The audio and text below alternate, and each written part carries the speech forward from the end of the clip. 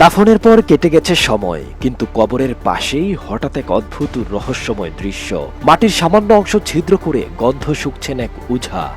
শুধু নিজেই নন, উপস্থিত উৎসুক মানুষকেও ডেকে এনে শুকাচ্ছেন সেই গন্ধ, আর দাবি করছেন লাশে নাকি এখনো পচন ধরেনি।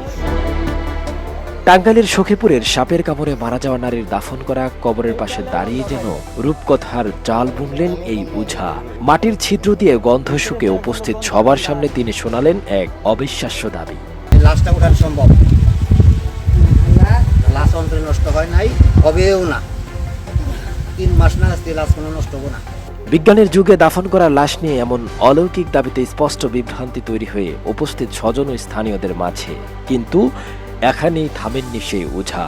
স্বজনদের উদ্দেশ্য দিয়ে বসলেন অদ্ভুত এক প্রেসক্রিপশন। ডেলি সকাল বিকাল 2 বার আইবেন এনে।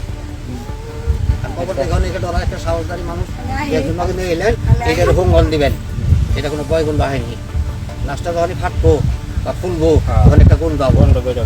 কবরের পাশে দাঁড়িয়ে ওঝার এমন বিস্ময়কর বক্তব্য আর কর্মকাণ্ডের ফুটেজ এখন ঘুরে বেড়াচ্ছে নেট দুনিয়ায়। কিন্তু প্রশ্ন থেকে যায়, 3 মাস লাশ অক্ষত থাকার এই অলৌকিক দাবি কি শুধুই অন্ধবিশ্বাসের নাটক, নাকি মানুষের আবেগ নিয়ে তৈরি করা এক বড় রহস্য?